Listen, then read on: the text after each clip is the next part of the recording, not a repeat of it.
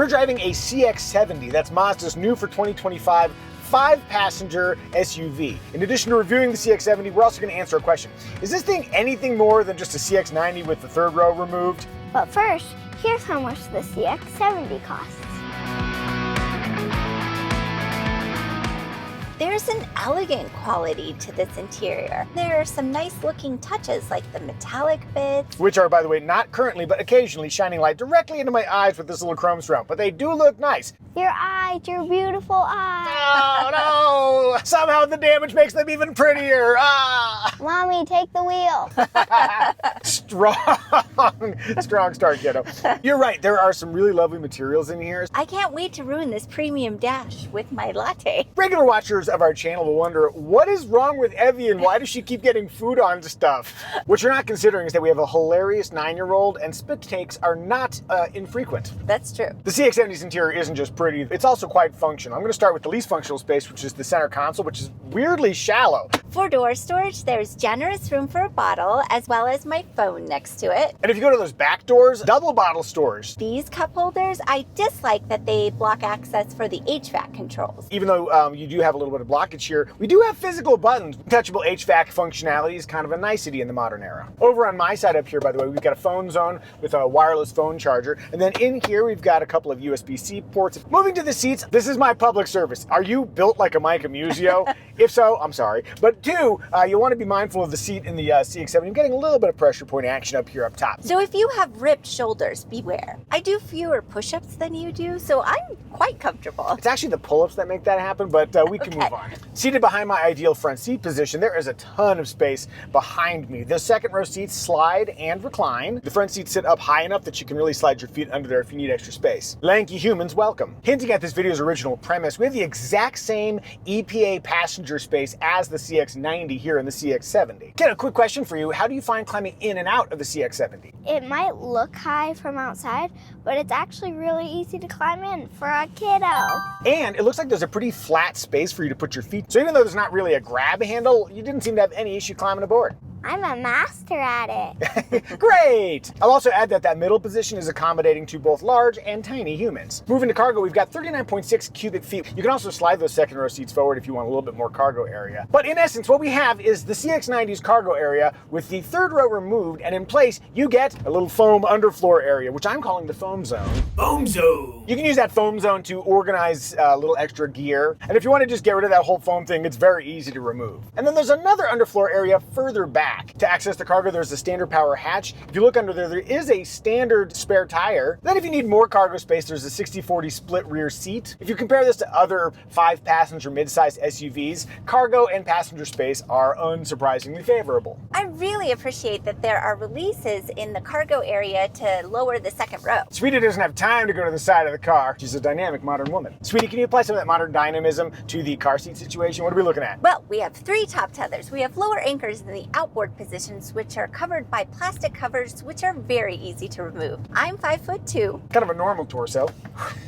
Normal? I fear what emoji you would choose for me, so let's move on. Behind a workable front seat position for myself, there is room for a rear-facing car seat. As for safety, the NHTSA has only rated the CX-70 for front impact, where it rated a 4-star, but if you look at the CX-90, all of the other ratings were 5-stars, so I suspect this would be 5-star overall. As for the IIHS, it is a top safety pick plus. We also have a full suite of active safety technology, plus 8 airbags standard family. What do we think? Is the Mazda CX-70 family friendly? Family friendly. Rear window test. And that's not all the way down at all. It's like about halfway down. I'm gonna blind you. Armrest test, driving in a comfortable 8 and 4. There's a reasonable squish factor on first press, but inboard, you push a little bit and there's a hard under area here. Reasonably easy access to both armrests. I'm going 90% outboard, 75% inboard. Moving onward to style. To my eyes, the CX-70 is handsome, weighty in the rear, but it's got a long hood, suggestive of engine power. The details matter less than the overall shape, and those are all things I said about the CX-90. There aren't a lot of details here, but what is here is stylish. I like it. Getting back to this video's premise, how does this look different from a CX-90 versus CX-70? It's kind of like one of those, like, you got 2 pictures and it's like spot the differences. Can you spot the differences between the CX-70 and CX-90? I wonder. Dimensionally, the CX-70 is identical to the CX-90. Same wheelbase, height, length, width, it's all exactly the same. Where you will find some differences up here on the front fascia, you've got this like grille treatment on the side here. That's a little bit different from the CX-90. You'll also notice an increased use of dark trim on the outside. And if you look in the back, that same kind of fascia with the grille on the edges approach. Now, if your personal style skews dark, you can also customize your eyewear with Flying Eyes eyewear. Look, these black Cooper aviators, black lenses, well not really black, but dark lenses. Maybe your style skews a little bit more colorful. Check it out. We've got these Kestrel aviators in silver with a much more flashy lens choice. And yes, I can magically produce quality eyewear from my behind. Backing away. Before you back away completely, if you're curious why Flying Eye's bendability is so good for pilots like me, but also motorcyclists and drivers, click the link in the description below where you can learn more about Flying Eyes, and if you use the promo code Micah, you can save 10%. Last aesthetic note, only jet black is a no-charge color. All the rest you have to pay for. If color is a guiding choice between CX-70 and CX-90, know that the CX-90 offers more colors. However, there are some specific colors that are only offered on the CX-70, including like a polymetal gray and like a melting copper. Like the CX-90 before it, we like the looks of the CX-70, but what do you think? Thumbs up, thumbs down? Tell us in the comments. Also, thank you for watching this video. There really are a lot of other things you could be doing right now, but instead you're hanging out with us and we appreciate it. Moving onward to In Motion. What did I say about the CX-90? It applies here too. Overall body control feels great, but there are harsh impacts that come through. Why am I feeling that? Shouldn't that be masked a little bit better by the vehicle? So over chattery pavement, you feel a lot of that stuff. Certainly acceptable for commuting duty, but it feels like an odd tuning choice. From a handling perspective, we don't have the playful spirit of Mazdas of yore. Instead, we have a fairly slow steering ratio and fairly heavy weighting, which I think conveys a solidity, and it's all about confidence and consistency and feeling like I know exactly where this thing's going to go. It's a mature kind of fun, like having a half glass of wine and talking about why your week was so busy. Middle-aged stuff. I'm gonna floor it right now. Whee! In terms of pure power and the smoothness of the inline six-cylinder engine, I like all that kind of stuff. The slow speed behavior is where we get a little bit odd. I'm just gonna come to a complete stop, and while I do, I'm gonna do the Micah Muzio limo test. Can I come to a smooth, buttery stop? I'm trying. Oh. Not my best effort. It's a pretty touchy brake pedal. Taking off, kind of weird. Hybrid powertrain engagement, the 1-2 shift. I don't know what was going on, but what we're not getting is kind of that seamless velvety pull that again would align with the premium premise here. Once you're cruising, it's fine, but there's some low speed clunkiness. I'll add that the automatic start-stop system. I'm having trouble connecting. Check your network connection and try again. Thank you, Alexa, for reminding us that you are part of this vehicle. Alexa is built in and you can ask her to do stuff. Right now, I'd like to ask her to shut the up. It's a mild hybrid system. The engine will shut down to save fuel when you're waiting at a light or something like that. When it comes back on, it's pretty abrupt. You really do feel it. We got a few different drive modes to work with. Normal, I think, works fine for almost any condition. Off-road is interesting because the Mazda philosophy is just to make the vehicle feel more like it does on-road when on loose surfaces. It's really just about feeling confident and predictable, but in a dirt environment. And then we also have sport, and to my mind, the steering is already heavy enough as is, though that does speed up the powertrain's responses a little bit, so that's kind of satisfying. That's what I think about driving the Mazda CX-70. What does Sweetie think? Evie's at the wheel, good opportunity here. Let's do a 3-point turn. Take us around, baby. Oh, goody. You're using the shifter there. Question, how do you like using that now that you have a little bit more exposure? I still have trouble remembering how to actually get into park. There were a couple times I stopped on reverse instead of putting it into park. Like you just put it into park there, sliding it to the side. I'm easily confused. As you're accelerating here though, tell me, you getting the power you need? Ooh. Now to me, that is a confidence-inspiring amount of power. The amount of power is really not the challenge here with the CX-90. 70. I'm doing it. The steering weight, to me it felt a little heavy while driving. Did you notice that while doing parking? I will never admit that. I am strong. Great! Feel like you can maneuver it with confidence through tight spaces? When I drove the CX-90, I thought it drove more like a two-row SUVs. It did. It drove like the CX-70. And so I accidentally said SUVs. I know it's SUV. some of that comes down to sight picture. It doesn't feel like it's wide or expansive. It feels like kind of narrow, tapered. What about visibility? Any challenges? Visibility is good all around. If we were in the market for a mid-size two-row SUV, are there any game killers that would prevent you from driving a Mazda CX-70? This shifter would...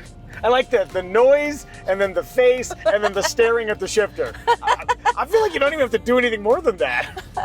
The shifter would give me pause because every time I put it into park, there's a good chance I might accidentally put it into reverse. And by the way, there is a vehicle feature that's meant to keep the vehicle from rolling off if you open the door while it's in reverse. Last time we had a CX-90, there was a moment where it didn't work. That aside, would you drive a CX-70? I would. But maybe with like a post-it note on here to remind you what to do. Good idea. I'm getting back in the driver's seat. Let's move onward to remarks.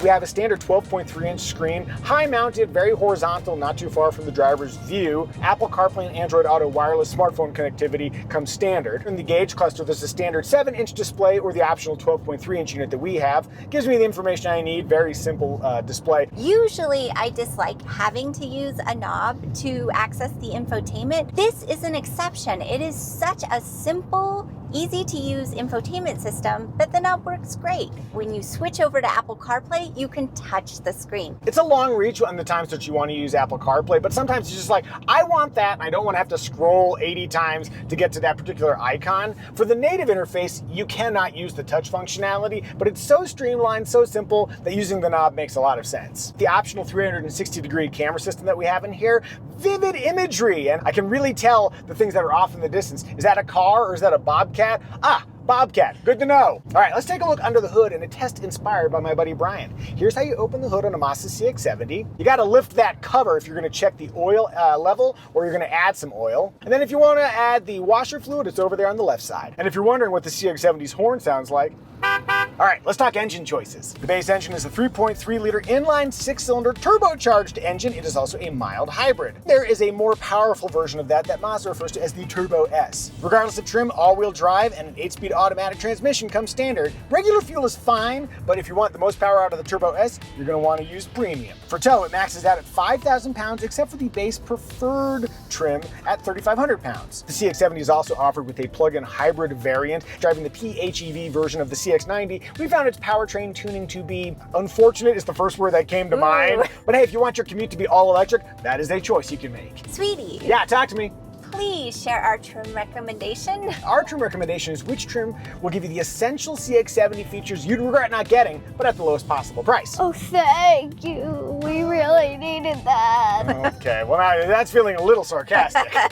The base preferred trim covers all the bases, including power heated front seats, leather, 3-zone climate control, front and rear parking sensors, a moonroof, and smart key access. If you're ready to buy a Mazda CX-70 of your very own, click the Kelley Blue Book pricing link in the description below to learn what your current car is worth for trade-in and what you should spend on a Mazda CX-70. Returning to this video's original premise, is the CX-70 anything more than just a CX-90 with the third row removed? Not really. I mean, they pulled the third row out, they replaced it with some foam, and then equivalent trims between the CX-70 and the CX-90. The CX-70 is about $700 cheaper. Otherwise, equipment and dimensions are identical. And right now you're thinking like, wait a second, here is a nuanced difference. Okay, you got me. There are some nuanced differences. Alexa built in to bother you while you're trying to make trouble connecting. Well done, Alexa. Thank you. Right on cue. The CX-70 also offers a red interior theme and has an unresponsive driver feature. If you are incapacitated, it can bring itself to a stop. The CX-90 doesn't have that. And lastly, the CX-70 starts one trim higher than the CX-90, basically skipping that super base level. That said, if you forget about the CX-90, the CX-70 is a very competitive 5-seat SUV. If you have zero need for a third row and you want to save $700, yeah, get the CX-70. If it were us, we'd probably spend an extra $700 to have the option of adding extra passengers in the third row. If you're mulling 5-passenger SUV competitors for the Mazda CX-70, consider the Honda Passport and the Chevy Blazer, or maybe you could also look at similarly priced 3-row midsizers like the Toyota Highlander and Kia Telluride, or maybe the Mazda CX-90. Did we miss any remarks? If so, tell us in the comment section. And now it's our daughter's time to shine. Child, tell us, what is your favorite feature in the Mazda CX-70? The little interior that looks like a cute little teddy bear. Oh, don't you just want to squeeze it? No, I want to throw coffee all over it. Yeah. I told you. Family, I think we've done a good job reviewing the Mazda CX-70. May I have a 5 and a 5, and you come get your high five. Blammo! And now please enjoy our AI-generated synopsis song about the Mazda CX-70. It's blinding your ears. Oh, the music is blinding me! Rolling down the street.